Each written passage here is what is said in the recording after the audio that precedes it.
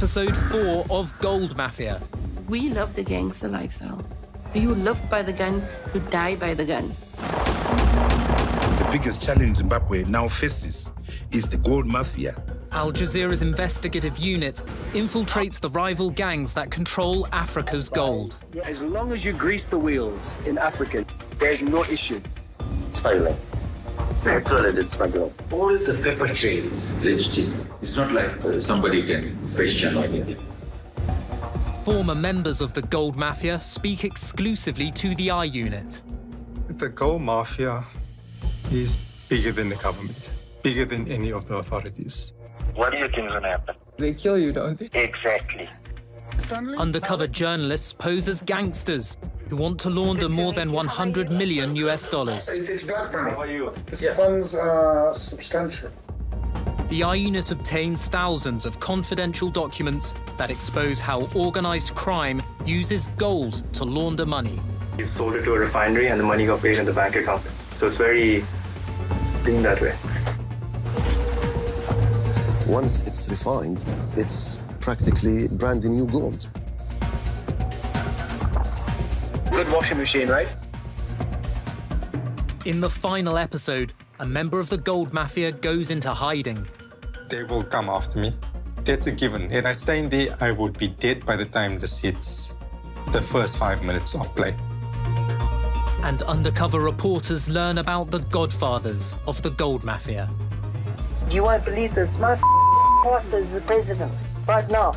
There's no president or head of state, like either of us can't get into this continent. When you walk, you must always have the king with you, the president.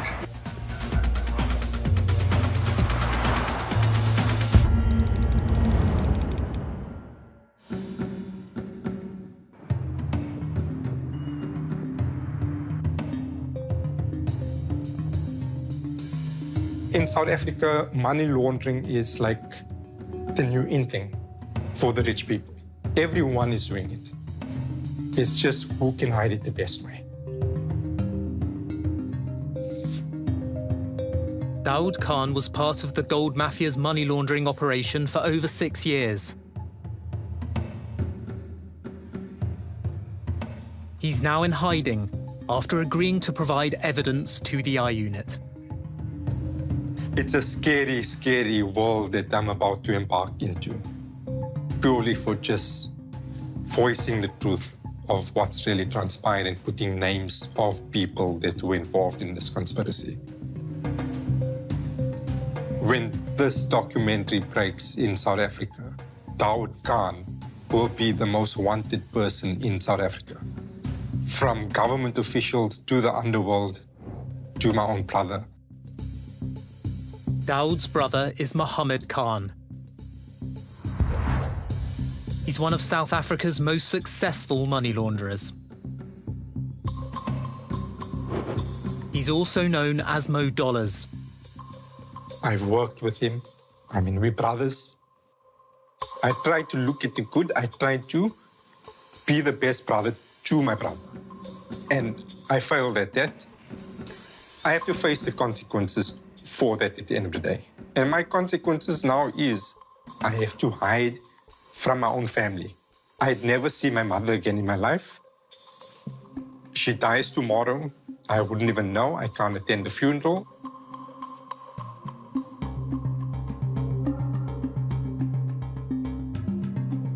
Me and him came from nothing.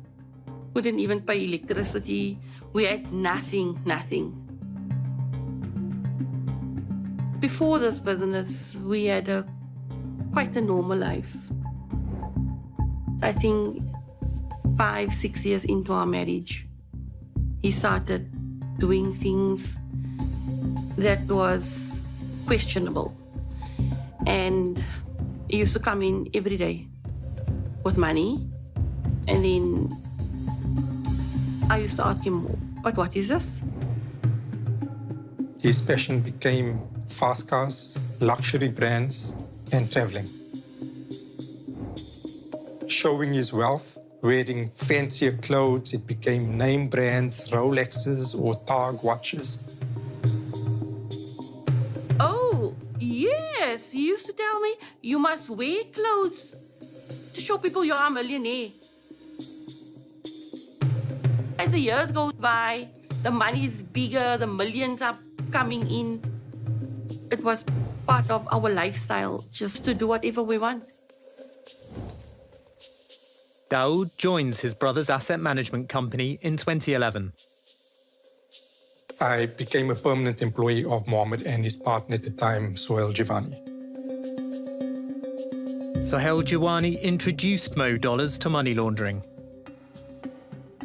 They worked together until his death in 2020.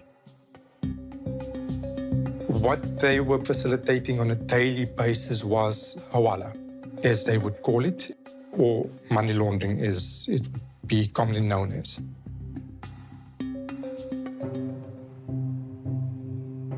Daoud soon becomes aware of the company his brother keeps. When I just joined Mohammed's business, Mohammed and Sohail had a meeting at the Michelangelo Cigar Lounge out in Sandton. The Michelangelo is one of Johannesburg's elite hotels. After a couple of minutes, two individuals came in. They greeted Sohail and Mohammed and myself, and they announced that individual that we were expecting would be arriving shortly, and in a mere few seconds, he was escorted into the cigar lounge. The bodyguard then headed to the door, blocked the door off. Mohammed and Sohail then proceeded on having a meeting. Daoud has no idea who the visitor is. After their meeting, Mohammed actually, on the way to the car, said, Google the name Daoud Ibrahim. And when I Googled the name Daoud Ibrahim, I actually picked up the individual. He's on the FBI's top 10 most wanted individuals. Daoud Ibrahim is an Indian gangster and drug kingpin. He heads the organised crime syndicate D Company. A few months later, the D Company Don turns up again. Mohammed happened to invite myself and my family on a trip to Dubai. In the cigar lounge in the Jumeirah Beach Hotel, with Mohammed and Sohail once again, a meeting with the very same individual transpired. With the amount of security that was there and the way things were being handled from these individuals, you could see it was someone that was trying to stay out of the public eye. Daoud Ibrahim is accused of being the mastermind behind bombings in India.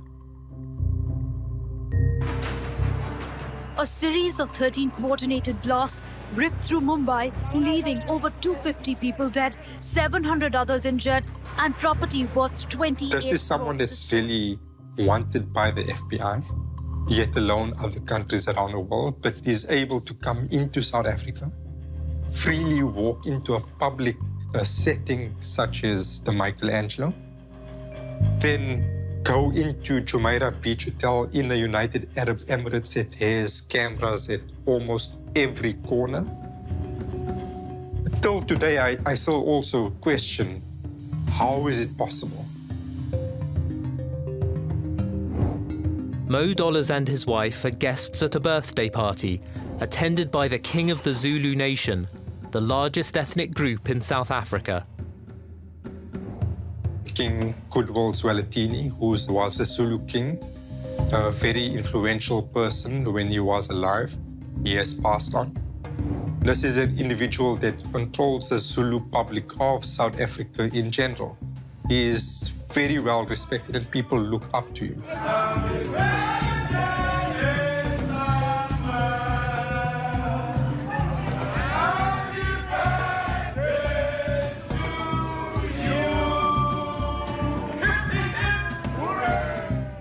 Mohammed was at the birthday party, socializing with the king, with his family, and with various dignitaries that were also invited to the party. And Mohammed also shared a very elaborate gift. The gift is an uncut diamond. King Zwelithini proved useful to Mo Dollars, when Jacob Zuma was South Africa's president. He's incredibly influential as the king of Zululand, effectively. He is obviously very closely connected to Jacob Zuma as well. Jacob Zuma is very famously a Zulu traditionalist, and he would be sort of paying fealty and allegiance to King Goodwill Zwelithini. It's the very same individual who's also got the capability of pulling strings within government to get decisions made, and Jacob Zuma and family heavily rely on his support. I was very shocked and surprised by the caliber of people that Mohammed and Sohail were meeting with. I mean, I was new, so I didn't really know what to expect.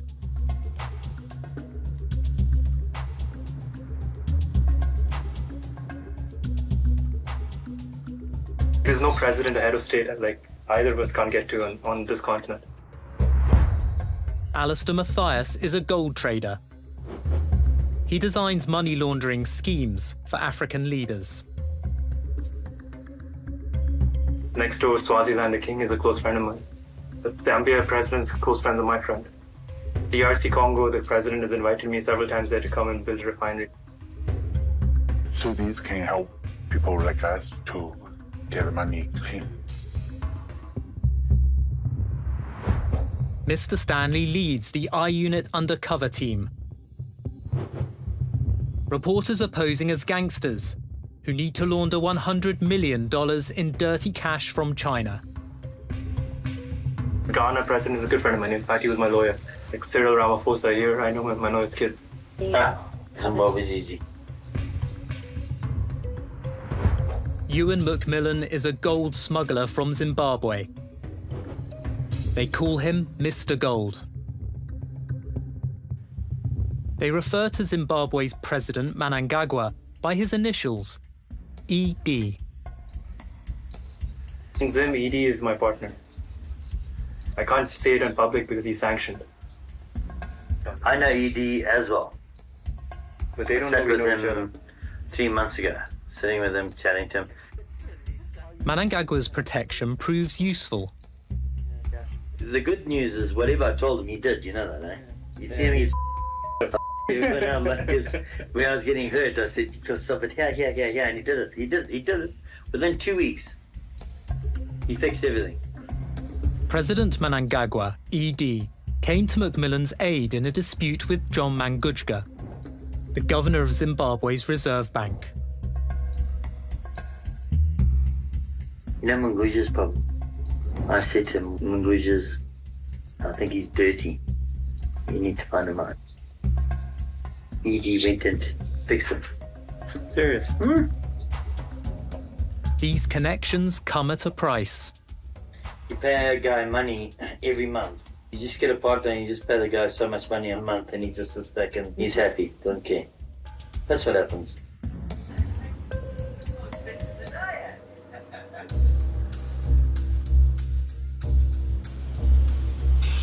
Ambassador, good to see you. Good to see you.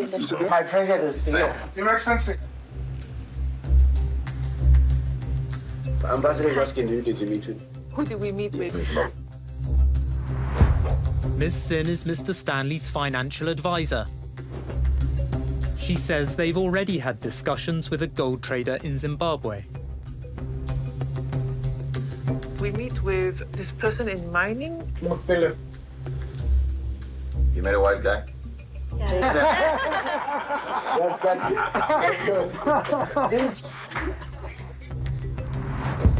Hubert Angel is Zimbabwe's presidential envoy and senior diplomat. He's also an evangelical pastor and self-proclaimed prophet. Here's the beginning goal, he said. He says Macmillan. Ricky Doolan is in the diplomatic mafia through marriage. He's known as Pastor Ricky and is Angel's sidekick at the Good News Church. By the power of the Holy Ghost. Angel claims he can perform miracles. His weekly performances draw thousands of believers. If I be a prophet of God, let miracle money appear now. Miracles are happening. One miracle makes money appear in the bank accounts of his followers. I break into satanic warehouses. Amen. I recover what the enemy has stolen from you. Amen. In the name of Jesus, I decree and declare miracle money. Miracle money. It's happening. It's happening. He dismisses Ewan McMillan as a has-been and says he knows someone better suited to launder Mr. Stanley's money. All right, let me just show you. Yeah. Thing it He's right here. Oh my God. Can I see? Guys. He's the biggest gold guy in Zimbabwe. Wow. Right there, he's in his house sleeping on $5 million. Yeah. So this guy used to clean Macmillan's car. Macmillan was the one that this one worked for.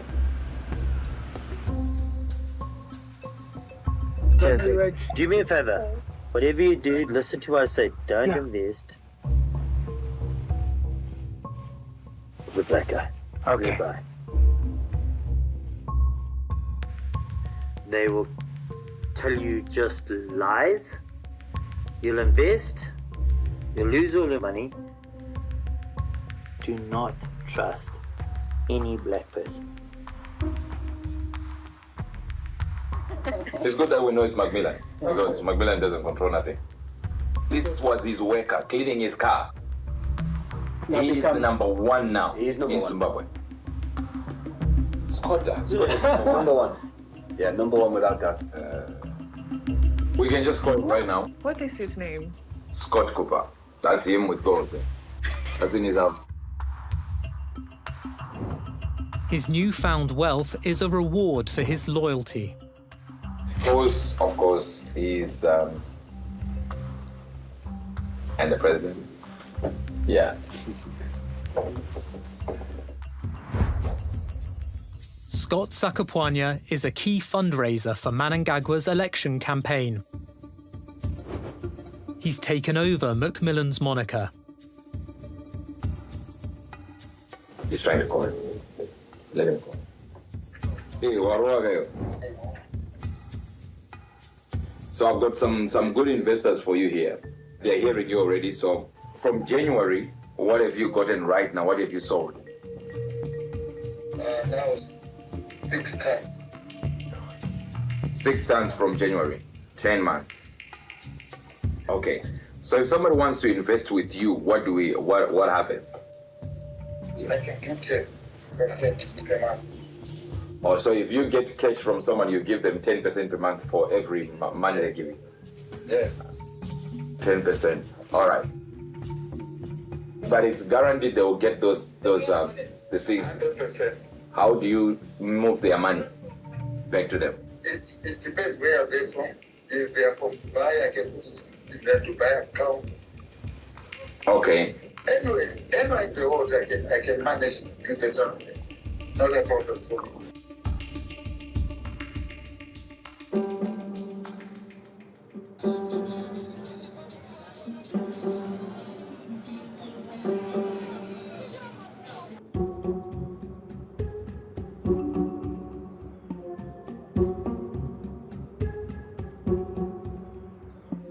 Ewan McMillan deals mostly with President Mnangagwa's son. I can put you straight in touch with him, that's no problem. He's a friend of mine. We meet him, no problem. What is his name? His name is Emerson too. McMillan was with the president shortly after he was elected. I had to go and have dinner with him.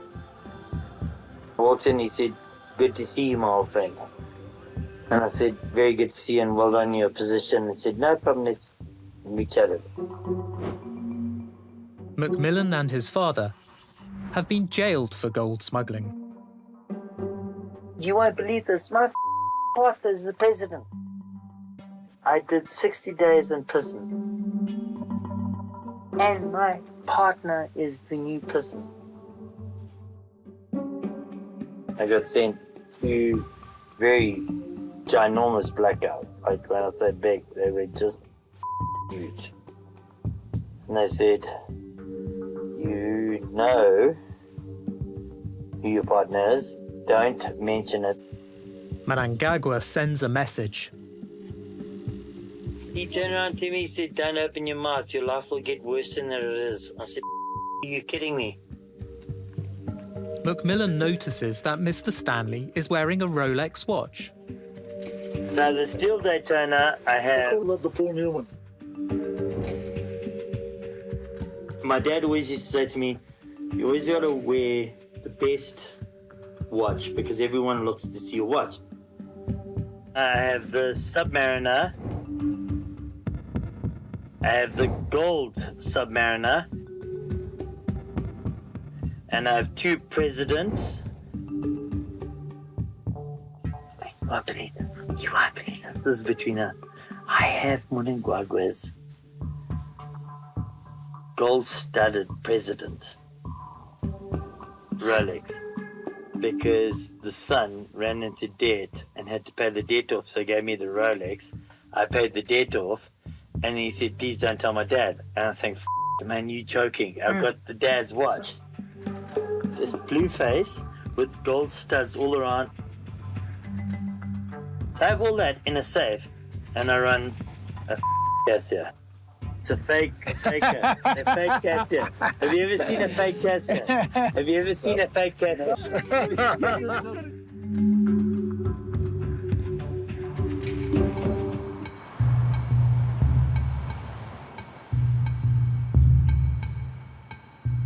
It was a working day towards a very late afternoon. We had security detail coming into the office and telling us that they need to do a walkabout on the property. Daoud was working at the offices of his brother's firm.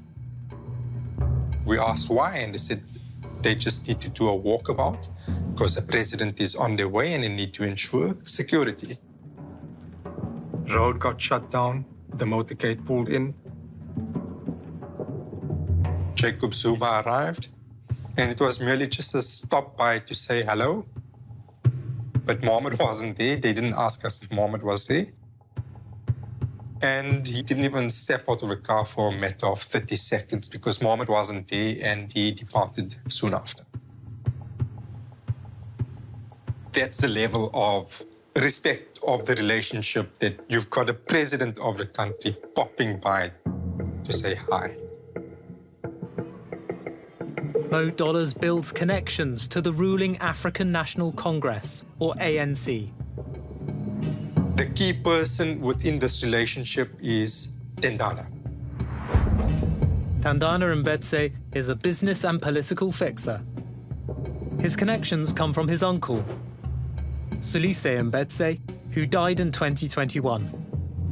His uncle is an economics advisor to Nelson Mandela, after which he becomes the head of UBS Bank in South Africa. He's also head of the South African branch of HSBC.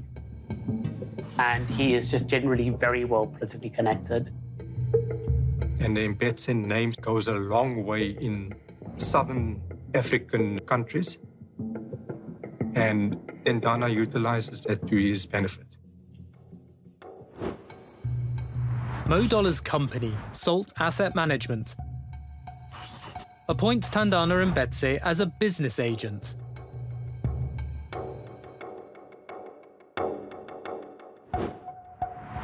Emails between Mo Dollars and Tandana reveal a number of collaborations. And he'd be the middleman in connecting the dots to ensure something is sourced and it materializes ultimately into a deal. Tandana is required to attract business worth at least $2 billion a year. He'll be paid a commission. We've implemented a mandate allowing Tendana Mbetse to broker deals between Salt Asset Management and government structures, whether it be for utility services, procurement projects, as well as trade finance projects. Tandana refers to Mo Dollars as boss. Tendana, as a black individual in South Africa, had the credibility and the capability to get into doors that would be closed to a non-black person. He opened doors ultimately to business Mohammed would never have the potential to ever see on his own. Tandana then arranges for Mo Dollars to have a meeting that will propel his money laundering operation to new levels. So Mohammed met with the Guptas. The introduction was made by Tandana Mbetse. The three brothers play a major role in corrupting the South African state. The Guptas knew who Mohammed was. They knew he was capable as a money launderer. It's just now Tandana brokering the deal. The Guptas are closely linked to President Jacob Zuma. A celebration for one of the country's most politically connected families, the Guptas. Government ministers attend a 4-day wedding for the daughter of one of the brothers. Guests from India had arrived at a South African military airbase. A lot of people saying that the plane was allowed to land there because of your connections to President Jacob Zuma?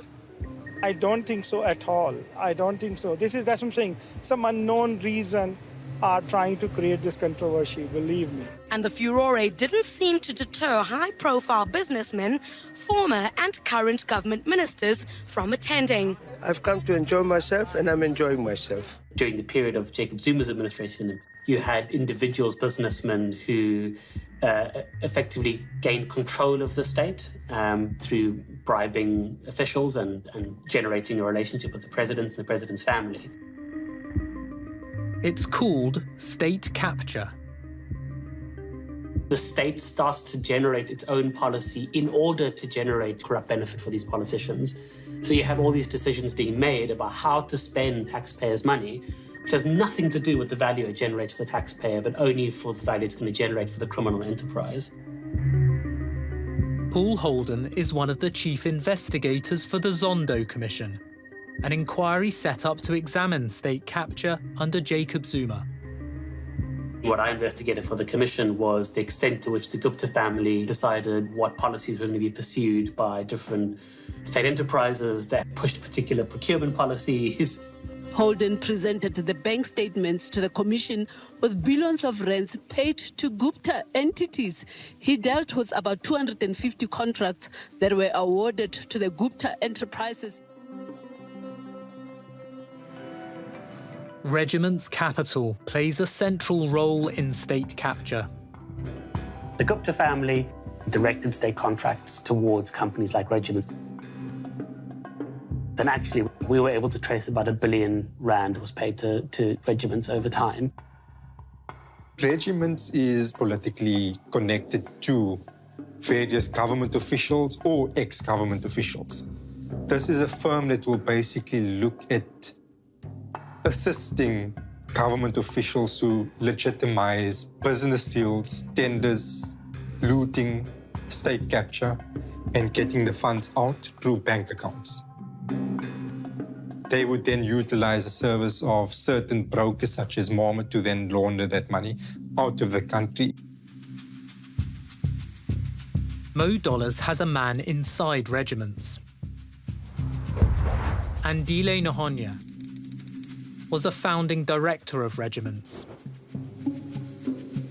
He brings business to Mo Dollars.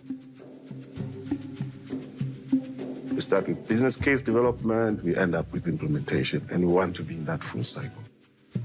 Andile Nahonya is very well integrated into the government departments. A lot of close relatives of his sitting on state-owned entities and plays an advisory role to a lot of government members, ministers, past presidents, and I'm led to believe also the current president. A property development by Regiments attracts Mo Dollars' attention. It is arguably the single most important site in Johannesburg and certainly in many respects in South Africa as well. Mo Dollars meets a senior regiment's director. They discuss investing his company's funds in the development. The relationship you've got with Tentana, Mohammed, and Dile, and all the government officials that's been in and out of our offices is a very close relationship. Between them, they would refer to it as the bro code.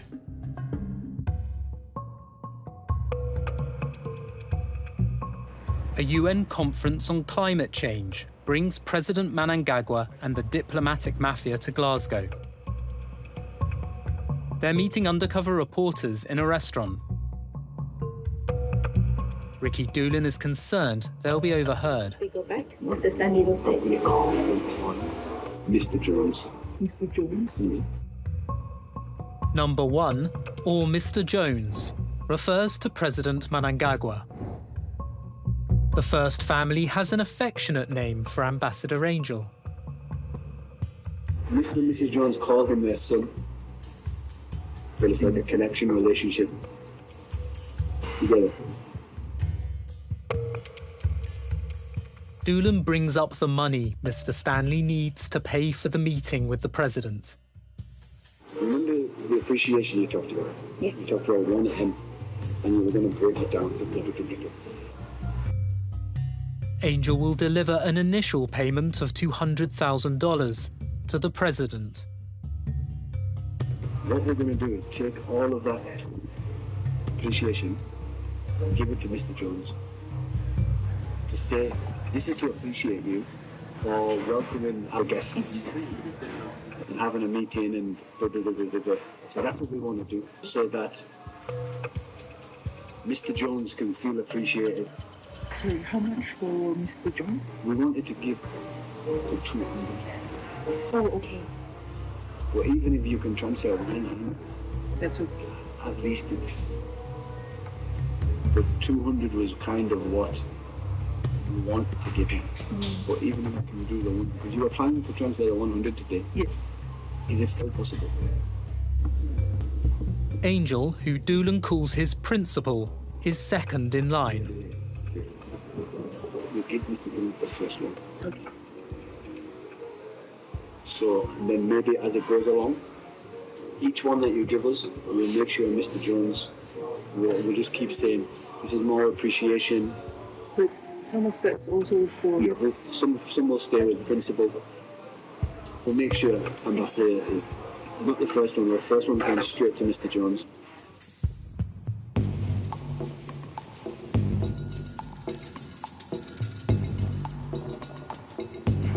That's me talking to President now. This is the president. That's the president. This is the governor of the Reserve Bank, this one here. Kamlesh Patni is a gold trader and money launderer. He's also the founder of a church and calls himself Brother Paul. So this is the first lady. There's me. The wife is the first lady, wife of Mnangagwa. So it is for your permanent... Patni takes undercover reporters to his base in Dubai. He does business with President Mnangagwa in Zimbabwe. He's a very tough man. Ruthless man, even he's tough. Ruthless. They call him the crocodile. Johnny is a member of the undercover team. He's posing as the Hawala man, a black market money trader. The crocodile, he removed Mugabe, you know, it's unheard of. He's not French. But he is friendly, but it takes time. But this is his number. I call him Tempo. What's that him? I always give him how much we have done. Keep him informed that. Yeah, he has to be informed. I was just writing a message here. This is the president's number? Yeah. What's that? Direct to the president? Yeah, direct. He has to talk direct. Okay, I have to inform him. Yes, sir. I got delayed in Dubai as I had to undergo. And when I was in hospital, You in hospital? Yeah. I had to inform him. Patni's loyalty to the president buys him protection. It's something the undercover team could also share. If we join hands with you, we will have the protection of Manandabo. Of course, I'll call him, you'll see. You'll see, I'll call him when you are there, or when you come. You can visit. I know so many presidents. The biggest protection, the president of all those presidents is God. The biggest protection is my church, my preach, my God. So that's why it's important to have that faith. Mr. Stanley's deal to pay Patney $10 million to launder his money appears to have the president's blessing. Manandabo knows about this scheme. No, of course he knows we are handling. Yeah. Do we have to pay for the service? No, 100%. You don't make the authority a complicit. But he knows, of course, yes. But we can't, he will not talk to openly. This is like the norm of life. The incentives, the fees. Appreciation. Patney uses someone he trusts to pay the president. You will meet him. You will take it with you also. Every 2 weeks, Mr. Chang, my brother, is there. Every fortnight. He is there at the State House. We always contribute our appreciation to the king himself. When you work, you must always have the king with you, the president.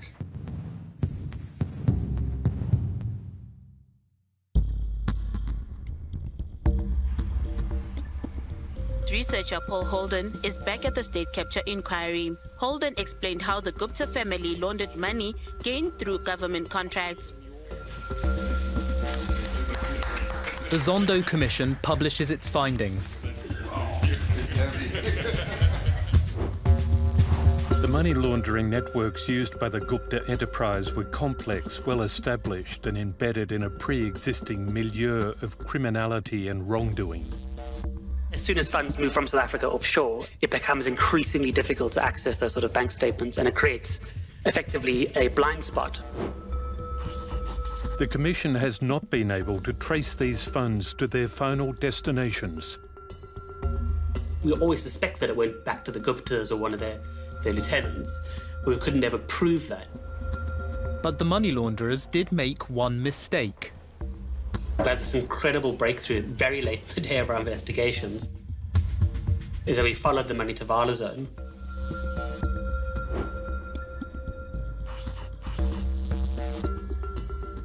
Vala Zone is a South African company that pays Griffin Line Trading in Dubai almost $250,000.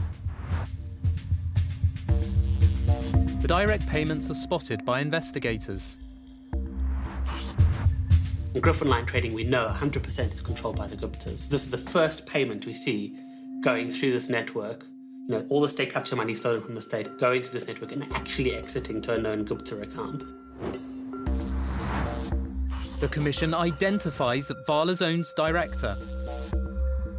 But Bakari is just a nominee, a front for the real owner of the company. The Zondo Commission also names another company used as a buffer to confuse banking regulators. Vala Zone was paid state capture funds via an entity called Zocubite. Vala Zone and Zocubite were really key to our investigation of the Guptas because they were some of the only links we saw going direct from the local money laundering network directly to the Guptas, and that was a huge break for us. It was like the gold dust find. This proves that this is the network that they are definitely using, and it is going to benefit the Guptas. The Zondo Commission did not discover who was behind these companies. I have been unable to identify any relationship or connection between the Gupta enterprise or any other part of the laundering networks and the directors of Vala Zone and Zocubite.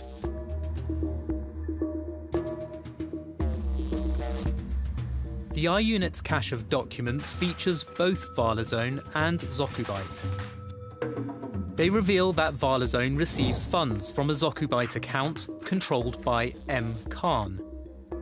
Valazone is the company making direct payments to the Guptas. That payment was done by Mohammed. With him being so paranoid, it was like only he and the individuals themselves would know. Mohammed facilitated the payments through the Guptas and done the payments out for them. The documents include the company's bank statements, invoices, and the ID of Valazone's director. But the true boss of Valazone and Zokubite is Mo Dollars, whose money trail leads to the Guptas. That proves our working theory that the Guptas were using pre-existing money laundering entity. Definitely the Guptas were using a network run by this Muhammad Khan person, this Mo Dollars person, which I find, incredibly intriguing.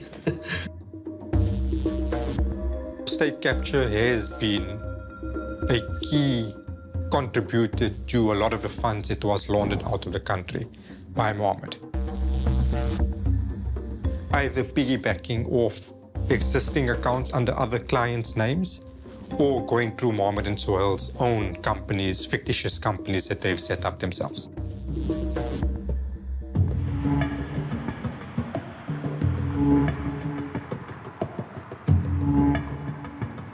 Undercover reporters present a fictitious proposal to launder $1.2 billion of dirty money by building a casino in Zimbabwe. What we are going to do is hotel, casino, and the market. And so if the gold side of it, that's one of the best things you can come up with. The plan is to build on prime land overlooking Victoria Falls. It's considered one of the 7 wonders of the natural world. Angel says the president has land nearby. Who is this one? President, right? I found a nice place in Victoria Falls. In the town Victoria Falls itself, you have a lot of land that is owned by, of course, you can understand. That then is easy to dispose of it. Just go like, let's take this, let's put it this way, let's put it this way. I think you understand when I say that. So it becomes easy. That's what he said. Say, I want one-on-one, so I can tell them about the. To build the casino, Mr. Stanley will need to smuggle into Zimbabwe a huge volume of dirty cash from Hong Kong. Angel proposes flying in the cash on the president's plane. Or they use Mr. Stanley's private jet. My mama. Hello. Angel calls the First Lady, Auxilia Mnangagwa. Remember those people that want to move cash? They would want to know, are we providing the planes or they provide the planes? The president is referred to as father. Oh, ndofunza baba. Ayo, chirega mama. Inini chirega ndinovaona zvamataura, ndovaona na 6. Anditika ndo present amapresentera ndinoyiita. So I will present it to him, then he will discuss which planes he uses, his or their own. But andi hapana nyaya. Hapana nyaya. President Mnangagwa has not yet agreed to use his plane to smuggle Stanley's money. Mom, takataura, but Baba wanenge very busy. Sometimes he will be busy. But we spoke about it. So I'm just gonna present it today. Then okay, I'll do that. I'll do that. But it's not it's achievable. Yeah. Okay, ma'am. Okay, ma'am. Thank you so much. Musandi sumzira nebo, ma'am. Musasumza nebo. Ndayinzwa befesh. Let me just say to you, what you want to do is happening. All right. You have got the president, right? You've got his family involved. So I kept on asking, but it's possible to do this, right? Like, yes, it's possible. We can do that. We can do that, but which plane to use? It depends. They are on whether they want to use their own or want to use ours. Your own will be good. Theirs will be good. Anything. No, the wife controls the. His wife. Number one.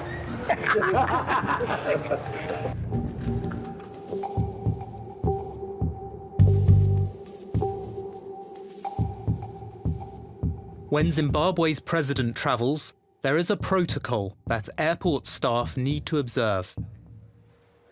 There will be guys from the president's office. So they come and then they say they want to talk to the supervisor. Cleopas Chidodo is a security supervisor at Harare Airport. He works for the Civil Aviation Authority. I'm called and then they say, hey, my friend, we are from First Family. Don't worry about it. Then that's all. So there's nothing you can do. So it happens very often? Very often. Very often. They're big. They were big. And they were... Chidodo recalls when the former president's wife, Grace Mugabe, smuggled ivory out of Zimbabwe. She wanted to take things out, and Mugabe did not know. And they would go out there and kill elephants, stuff like that, poachers. And then they will prepare the ivory, and then it will come to the airport as the cargo, big containers. If the ivory comes and the supervisor is making some questions, and the people will say it's for the First Family, and no one asks. The I unit obtains a document which appears to confirm that the First Family and its entourage are exempt from being searched at the airport. If he is traveling with his family, then the president and his family are not safe. Chidodo says Grace Mugabe used the protocol to smuggle diamonds. So you say the plane go to the diamond mine? Mm-hmm. And then they select some nice diamonds to put in the plane. There was diamond that was everywhere. So a plane will go there and take diamond, come to the airport, and it goes straight to Dubai. No papers, no what. So they were making money. Who? Grace. Yeah. It comes to the airport, and then they say, this plane is for the First Family, you see. So they made a lot of money.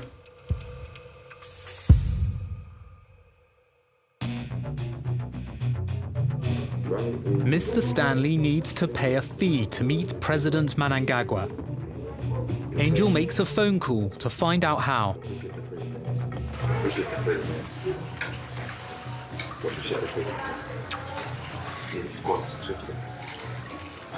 So,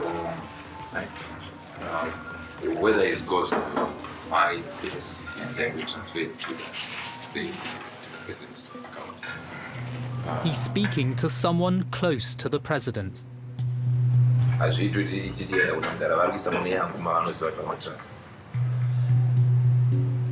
move in from there.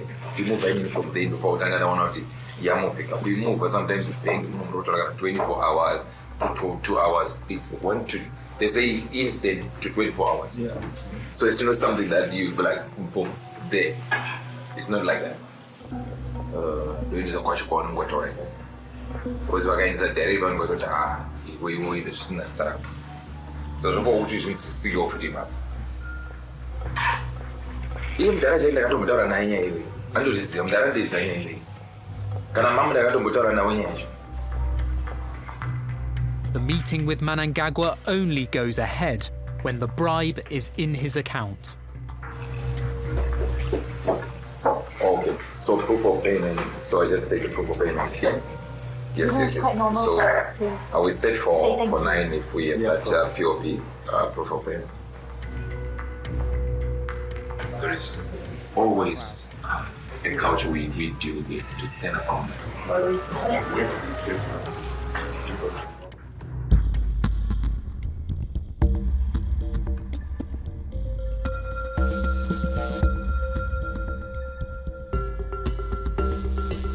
The companies Mo Dollars uses to launder state capture funds, Valazone and Zokubite, send the money offshore through Sasfin Bank. The transactions were facilitated by Hussein Shanara. He was in charge of the bank's foreign exchange payments. He was also on Mo Dollars' payroll. He would basically ensure that his staff is pushing through this, work unquestioned to ensure that the payment is done to the satisfaction of, obviously, Mohammed. The files include private communications between Hussein and Mo Dollars. Mohammed's inquiring from Hussein to give him balances on Valazone, which is $30,054. The balances indicate how much dirty money can be laundered through each account. Zokubite balance to Shanxi, $26,272. Mohammed replies to Hussein, damn too little, I need to up it.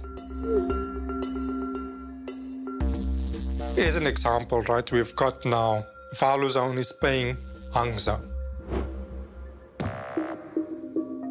The fraud begins when Hangzhou Yada, a Chinese textile company, invoices Valazone for a consignment of towels worth $380,000. No goods are sent, but Mo Dollars pays the invoice in installments based on how much he needs to launder. A transfer of $50,000 and other transfers have left only $30,000 outstanding. That's all that's left to launder on that invoice. The sum can be topped up when another fake invoice is sent by Hangzhou Yada. Nobody's gonna ask anything because it's already on the system. All the compliance checks has already been done on the first payment. Just let it go through. The messages refer to a third company involved in the money laundering. Coral balance, 68,104. He says, that's good.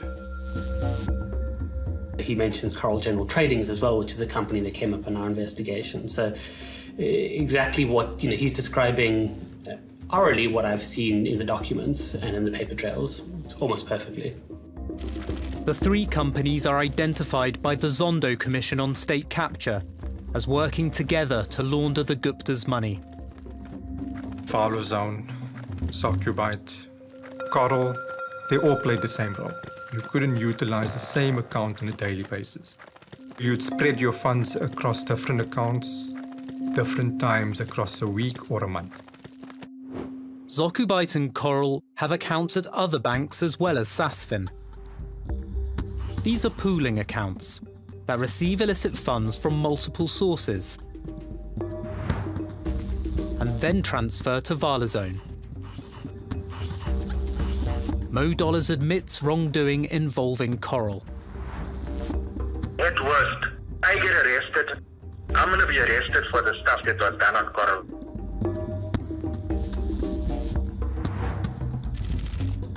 There was a complex of companies They would move the money from Zakubite into Valozone or into another entity and then move that abroad.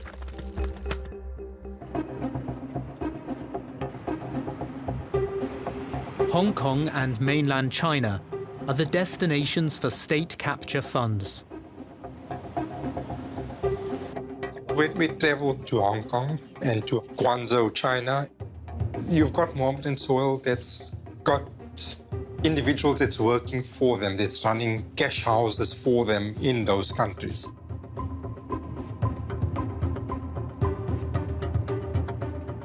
In Hong Kong's Kowloon district, a company claiming to provide secretarial services plays another role. We would send them the details. We need a company open preferably. We'll give them 3 company names that we want. Mo Dollars sends a request to Hashmi Secretarial Services.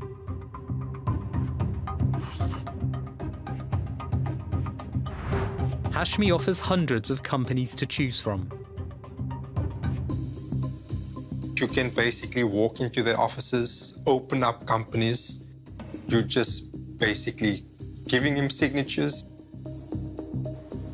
2-3 days later, you go back, you pick up your box that contains all the original documents. It's a little green box that you receive. And in the green box, you've got your certificates of the company with the stamps of the company and with all the seals on the certificates, and you name it. The documents reveal Mo Dollars launders money into 55 companies in Hong Kong and China. Some are named by an HSBC internal investigation as among clients that received more than $240 million of Gupta money. They will go into HSBC Bank on Dathan Road.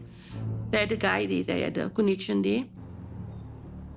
There's relationships in HSBC specifically where they were able to get accounts opened in other individuals' names, and they would then manage those accounts from South Africa.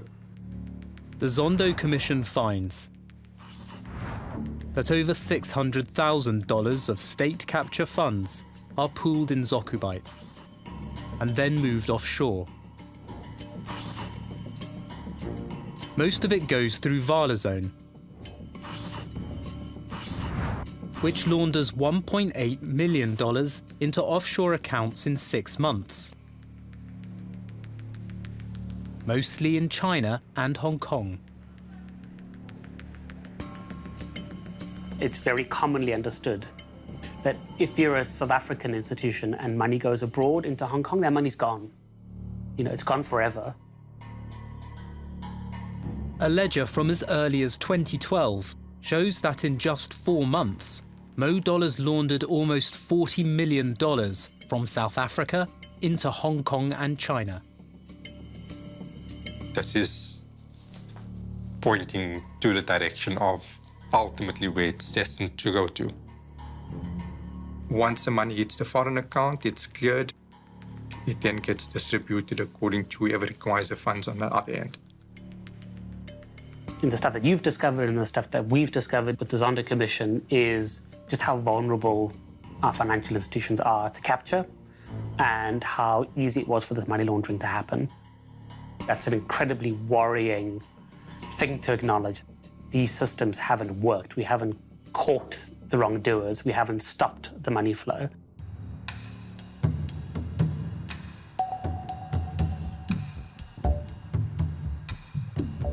Alistair Matthias designs structures specifically to hide state capture funds.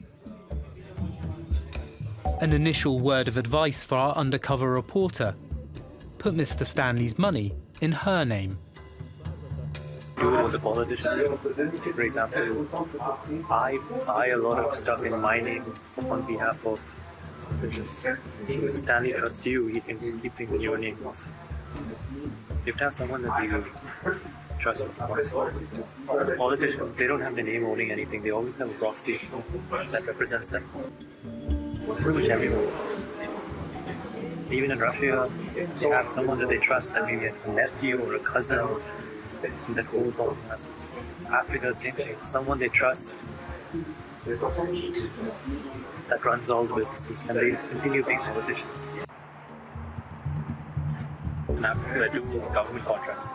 In Ghana, they tenders, construction of roads, procurement, supplying different things, oil, this, that. There, all the politicians get taken care of indirectly, which is what allows me to do all my other stuff freely. So the government contracts is the way you reward the politicians, basically. So what happens? The government will give me a contract. There's a lot of commissions involved. You want a commission, he wants a commission. Commissions in international world of anti-corruption is basically synonymous with bribery. So when it says commissions, I hear bribes. I was the second oldest. See, if you're a politician and you do a contract, you're not going to tell the whole world you're getting 10%. No one can know. But you trust me, so you say, I'll keep it with you. Matthias acts as a bank for corrupt leaders. I earn the commission for that. Then it's a matter of they tell me, okay, pay that, move it here, move there. So for example, Ghana government, Matthias Holding, I get the contract. I subcontract it to you. $100 million contract, Ghana government pays me $100 million. I give it to you and you say it's $80 million. The contract is inflated $20 million above its real cost. If I have an agreement with that, then you get proceed. So now probably $5 million. Matthias banks the $15 million for the corrupt politicians until they need it. So I keep all of it at one. And wherever they want it, just tell me I send it. That's how I do it. That is the way in which corruption is facilitated. To create the corrupt funds, the corrupt commission, is exactly how it's described. They overpay it and create an extra bunch of money that can be used to pay a politician.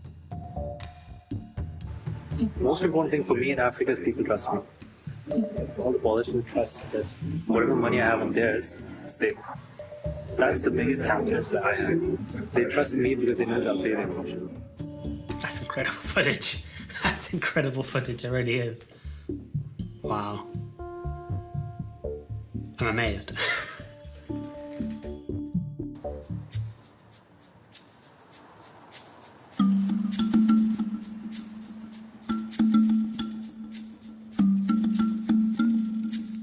The diplomatic mafia is trying to find a way for undercover reporters to pay a bribe to meet with President Mnangagwa. Angel has a British account. You to UK, I don't know. Is it easier? Is it quicker? Is it? Ask a lot of questions. He needs proof of payment. What do you care? Is a serious, a pure here, just a here. These people, which account?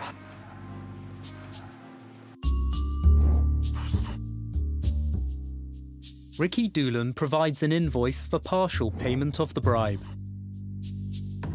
It's described as a fee for marketing consultation by his British media company. This is 100, okay? I think my watch is close to 50. No, it's more. You've given us the UK, which is not a good idea.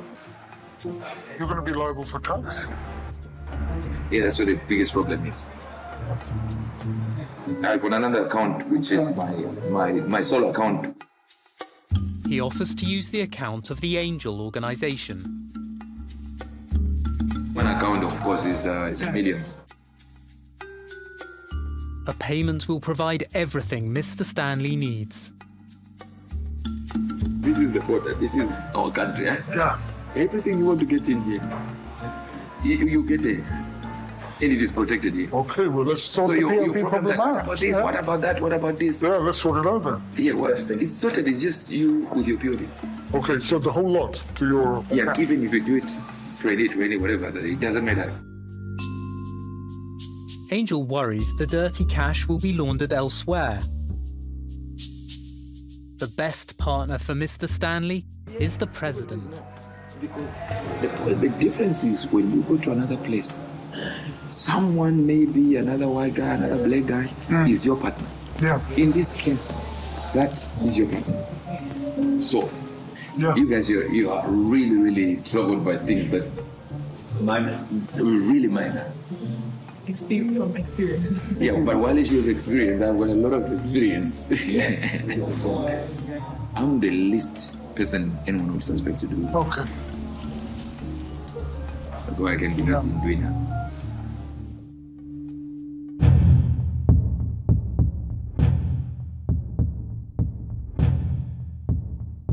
In August 2022, it emerges that South African authorities are investigating Mo Dollars. They've frozen his assets. Yeah, they've frozen the assets in half. He's got his millions all over the world. He will not be short of money for a lifetime. He's believed to be in Dubai. He used to tell me, I'm not going to go down with little. I'm going to go down big. And then I used to tell him, are you mad? Just leave it now. Let it go now, let it go. He never let it go. Never. Goldleaf Tobacco and Simon Rudland are also being investigated by the South African authorities. Kamlesh Patni is setting up gold operations in Venezuela after helping President Nicolas Maduro. They've sent 500 kg. 500 kg? Yes. Yeah. So it was intercepted in the, here at Dubai. Then they say, okay, Pastor, can you tell? So I'll have to fly there to meet the president. President of Venezuela? Maduro, yeah. Ewan McMillan is no longer Zimbabwe's Mr. Gold. He says he's given up bribing politicians. I will never go down that road again. They then pay, and you pay, and you pay, and you pay, and you pay, and you pay, and you pay, and you this up, and you think, this is just so much money. Why am I paying this much money? The undercover team do not pay the bribe to meet President Mnangagwa. I think let's just cancel this, all right? When you guys are ready and serious, we meet and we do this. Maybe it's next month. Whenever you're serious, we do it. What you are presenting is risky, and somebody's trying to help you. Let's look for some other time. I'm still your guy. I'm gonna help you. Wada Latif still lives in South Africa. Our lives were just bribing everybody around us. And then he goes, bribe whoever he needs to put out the fire. Money puts out fire. Do you know that? Daoud Khan is in a safe house. For me to be talking like this openly with my face on camera, they are going to look at retaliation. So I definitely have to go into hiding. Mo Dollars warns that if Daoud became a whistleblower, the response could be deadly. What do you think is going to happen? What do those people do? They kill you, don't they? Exactly. Do you think they're going to leave you alone? Or do you think they're really going to leave you alone? Who are you to them? These are individuals that has the capability of governments and their security services to be able to trace people, to look for individuals, find them and take them out. It's not only myself that's in danger from talking out, but it's going to be my entire family for an entire lifetime. I had 2 assassination attempts on myself last year. I've had Mohammed threatening me. I've had Mohammed threatening my family. Sorry.